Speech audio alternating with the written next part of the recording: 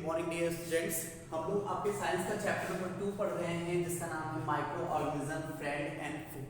ठीक है, इस चैप्टर में बच्चों हम लोगों ने ये जाना कि आखिर माइक्रो ऑर्गेनिज्म होते क्या हैं, ठीक, कितने टाइप के माइक्रो ऑर्गेनिज्म होते हैं।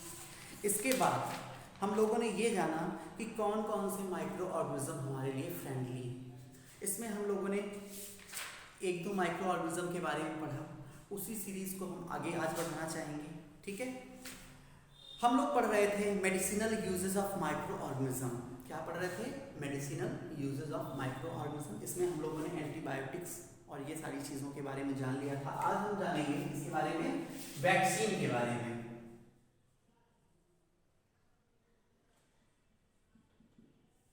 जैसा कि बच्चों कोरोना का टाइम चल रहा है, ठीक है, आप लोग देख रहे हैं कि सरकार जो है कितना जोर दे रही है वैक्सीन लगवाने पे।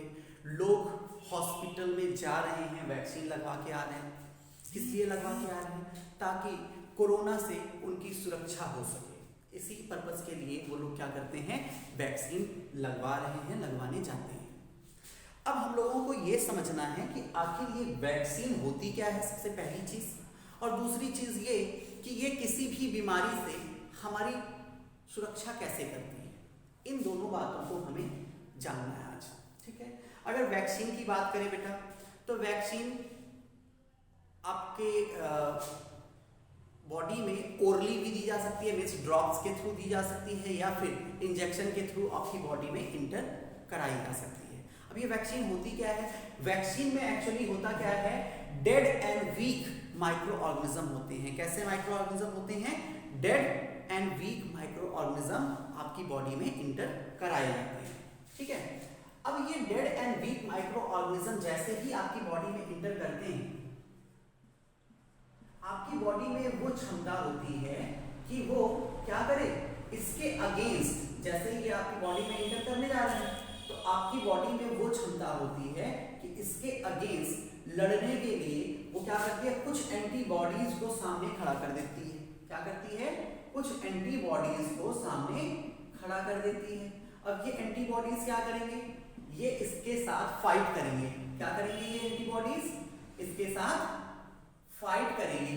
अब जैसा कि ये जो माइक्रो ऑर्गेनिज्म हैं, ठीक है, ये कैसे हैं, डेड हैं और वीक हैं, तो जाहिर सी बात है ये जो एंटीबॉडीज हैं ये क्या करेंगे, इनको हरा देंगे।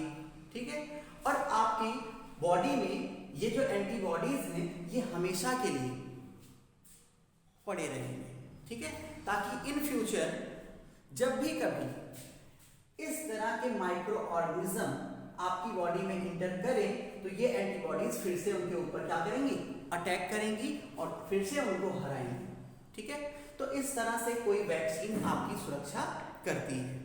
फिर से समझ लीजिए एक बार इसको। मैंने बताया वैक्सीन में होता क्या है, बेसिकली वैक्सीन में डेड या फिर वीक माइक्रो ऑर्गेनिज्म को आपकी बॉडी में इंटर कराया जाता है। क्यों कराया जाता है? उनसे तो आपको बचना है। इंटर इसलिए कराया जाता है क्योंकि dead and weak micro organism जो होंगे वो आपकी बॉडी को उतना ज्यादा नुकसान नहीं पहुंचा पाएंगे। क्यों नहीं पहुंचा पाएंगे? क्योंकि आपकी बॉडी में वो क्षमता होती है, ठीक है, कि वो किसी भी माइक्रो ऑर्गेनिज्म के इंटर करते ही क्या करती है, कुछ एंटीबॉडीज डेवलप कर देती है। मतलब इन माइक्रो ऑर्गेनिज्म के दुश्मनों को डेवलप कर देती है। ये दुश्मन जो है अब क्या करेंगे, इनके साथ लड़ाई करेंगे, और लड़ाई करेंगे तो ये बेचारे तो पहले से ही कमजोर हैं, डेड हैं और वीक हैं। तो जब ये कमजोर हैं तो ये जो सैनिक हैं आपकी बॉडी के, ये क्या करेंगे, इनको हरा देंगे। जब ये हरा देंगे तो ये तो चले गए बेचारे, ठीक, ये तो हार गए। अब ये जो एंटीबॉडीज हैं ये आपकी बॉडी में हमेशा के लिए रह जाएंगी। ये नहीं कि ये भी डिस्ट्रॉय हो जाएंगी, नहीं, डिस्ट्रॉय नहीं होंगी। ये अब आपकी बॉडी में हमेशा टहलते रहेंगे, टहलते रहेंगे, टहलते रहेंगे, और जैसे ही उस तरह के माइक्रो ऑर्गेनिज्म फिर से आपकी बॉडी में कभी इंटर हुए तो फिर से ये उस पर क्या कर देते हैं, अटैक कर देते हैं। क्या करते हैं? अटैक कर देते हैं और फिर से इसको हरा देते हैं। तो ये माइक्रो ऑर्गेनिज्म आपकी बॉडी में जब अच्छे से पहुंच ही नहीं पा रहे हैं तो नुकसान क्या पहुंचाएंगे। ठीक है, तो कोई वैक्सीन इसी तरह से आपकी मदद करती है। अब ये जो वैक्सीन है, ठीक, मींस जो dead and weak micro organism को आपकी बॉडी में इंटर कराने का प्रोसेस है, इस प्रोसेस को बोलते हैं वैक्सीनेशन। क्या बोलते हैं? वैक्सीनेशन बोलते हैं। अगर बात करें सबसे पहला वैक्सीन कब बना, तो सबसे पहला जो वैक्सीन था वो 1978 में बना। किसने बनाया? एक इंग्लिश साइंटिस्ट थे जिनका नाम क्या था? इंग्लिश साइंटिस्ट थे जिनका नाम था एडवर्ड जेनर। ठीक है, इन्होंने सबसे पहली वैक्सीन बनाई हुई थी, एडवर्ड जेनर ने। और ये वैक्सीन किस लिए बनाई थी इन्होंने? ये बनाई थी स्मॉल पॉक्स को रोकने के लिए। स्मॉल पॉक्स को रोकने के लिए इन्होंने सबसे पहली वैक्सीन बनाई थी। किसने? एडवर्ड जेनर ने। कब बनाई थी? 1978 में बनाई थी। और इन्हीं एडवर्ड जेनर को क्या बोला जाता है? फादर ऑफ इम्यूनोलॉजी बोला जाता है। क्या बोला जाता है? Father of immunology. इम्यूनोलॉजी भी बोला जाता है।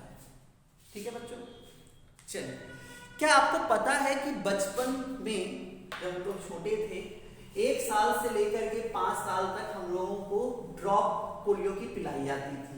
क्या पिलाया जाता था? पोलियो की ड्रॉप पिलाई जाती थी। आप कहेंगे कि सर हम तो बहुत छोटे थे, हमें तो याद ही नहीं है। चलिए ठीक है, मान लेते हैं आपको याद नहीं है, लेकिन अब आप बड़े हो गए, अब तो देख रहे होंगे ना कि 1 साल से 5 साल के बच्चों को पोलियो की ड्रॉप पिलाई जाती है। अब ये पोलियो की ड्रॉप है क्या? ये भी क्या है? एक वैक्सीन है जो कि पोलियो से बचाव के लिए पिलाई जाती है। क्या है? एक तरह की वैक्सीन है। जैसा कि मैंने स्टार्टिंग में आपको बताया कि जो वैक्सीन है ये इंजेक्शन के थ्रू भी आपकी बॉडी में इंजेक्ट कराई जा सकती है, या फिर ड्रॉप्स के थ्रू ओरली भी आपकी बॉडी में इंजेक्ट कराया जाता है। ठीक है, तो हुआ ना ये हमारे लिए क्या? Friendly micro organism. इसके अलावा हम लोग अब पढ़ेंगे किसके बारे में? ऐसे माइक्रो ऑर्गेनिज्म के बारे में जो क्या करते हैं? सॉइल की फर्टिलिटी को इंक्रीज करने का काम करते हैं। Increasing soil fertility. कुछ ऐसे भी माइक्रो ऑर्गेनिज्म होते हैं जो सॉइल की फर्टिलिटी को बढ़ाते हैं। आप कहेंगे सर कैसे बढ़ाते हैं? चलिए बताते हैं आपको। आपके पास जितने भी ग्रीन प्लांट हैं, आप जितने भी ग्रीन प्लांट इधर उधर देख रहे हैं बेटा, सबकी ग्रोथ के लिए नाइट्रोजन बहुत ही इंपॉर्टेंट होता है। ठीक है, नाइट्रोजन क्या होता है? बहुत ही इंपॉर्टेंट होता है। अगर कोई भी प्लांट ग्रो कर रहा है तो किसकी वजह से ग्रो कर रहा है? नाइट्रोजन की वजह से ग्रो कर रहा है। तो आप कहेंगे सर नाइट्रोजन की कमी कहाँ है? हमारे एटमॉस्फेयर में तो 78% नाइट्रोजन है। कितना? 78% नाइट्रोजन है सर, एकदम प्रचुर मात्रा में है। जितना चाहे प्लांट ले सकते हैं, लेकिन ऐसा नहीं। ऐसा इसलिए नहीं है बेटा क्योंकि ये नाइट्रोजन जो है गैसियस फॉर्म में होता है, और ये एटमॉस्फेरिक नाइट्रोजन को प्लांट जो है वो डायरेक्टली यूज नहीं कर पाते अपनी ग्रोथ के लिए। फिर क्या होता है? बैक्टीरिया होते हैं बेटा कुछ, जिनको बोलते हैं, एक बैक्टीरिया है राइजोबियम। क्या होता है? राइजोबियम। और blue green algae. Blue green algae ये क्या करते हैं? उस एटमॉस्फेरिक नाइट्रोजन को फिक्स करने का काम करते हैं। कैसे? एटमॉस्फेरिक नाइट्रोजन को यूजेबल फॉर्म में कन्वर्ट करके सॉइल में क्या कर देते हैं? ये मिक्स कर देते हैं। सॉइल में मिक्स कर देते हैं। सॉइल में मिक्स होने के साथ साथ सॉइल में जो मॉइस्चर होता है उसमें ये डिसॉल्व हो जाते हैं। जब प्लांट क्या करते हैं? उस वाटर को एब्जॉर्ब करते हैं, उस कंडीशन में ये यूजेबल जो नाइट्रोजन है ये भी वाटर के साथ उनकी बॉडी में पहुंच जाता है और वो इजीली क्या करते हैं? ग्रो करते हैं। तो इस तरह से हम ये कह सकते हैं कि ये जो माइक्रोब्स हैं, ये जो माइक्रो ऑर्गेनिज्म हैं, ये हमारे लिए फ्रेंडली होते हैं। ठीक है, ये हमारे लिए हेल्पफुल होते हैं। क्यों? क्योंकि ये सॉइल की फर्टिलिटी को बढ़ाते हैं। सॉइल में फर्टिलिटी बढ़ने से जो प्लांट्स हैं वो अच्छे से ग्रो कर पाते हैं और हमें अच्छी ऑक्सीजन दे पाते हैं, अच्छे फ्रूट्स दे पाते हैं, हमारी अर्थ को हरा भरा रखते हैं। ठीक है, तो हुए ना ये फ्रेंडली माइक्रो ऑर्गेनिज्म। इसके बाद बात करेंगे हम किसकी? कॉमेंसल्स की। ये टर्म आप पहली बार सुन रहे होंगे आई थिंक। कॉमेंसल्स।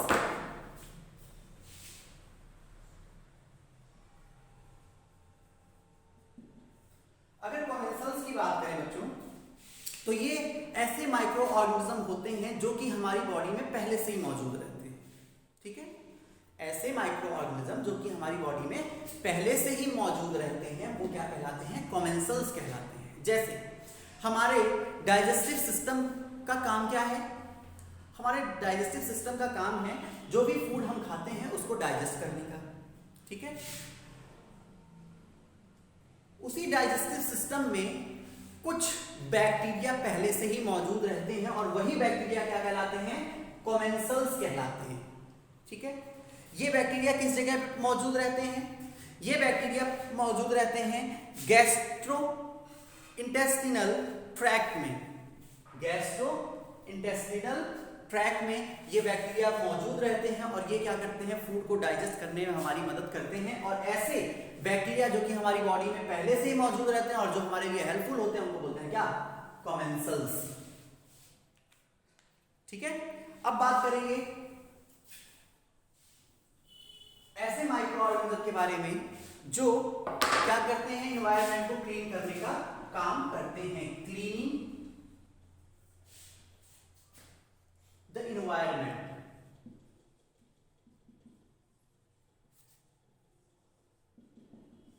जैसा कि हम सारे लोग जानते हैं, ठीक है, बहुत सारे डेड ऑर्गेनिक मैटर हमारे सराउंडिंग में होते हैं। तो होता क्या है कि जब वो सड़ते हैं तो बहुत ज्यादा गंदी गंदी बदबू वहां से आती है, बहुत ज्यादा एयर हमारा पॉल्यूट हो जाता है। ठीक है, वहां से चलना फिरना सांस लेना उस जगह पे दुर्लभ हो जाता है। ऐसी कंडीशन में आप लोग देखते होंगे कि जब भी कोई भी डेड ऑर्गेनिज्म है तो वो धीरे धीरे क्या होता है? डिकम्पोज होने लगता है। उसको डिकम्पोज करता कौन है? उसको डिकम्पोज करते हैं कुछ माइक्रो ऑर्गेनिजम्स। ठीक है, कुछ बैक्टीरिया होते हैं, उसको क्या करते हैं? सिंपलर सब्सटेंसेस में ब्रेक कर देते हैं। क्या करते हैं? सिंपलर सब्सटेंसेस में ब्रेक कर देते हैं और उनकी बॉडी में उस dead and decaying organic matter की बॉडी में जो भी न्यूट्रिएंट्स हैं उसको क्या करते हैं? वो सॉइल में मिक्स कर देते हैं।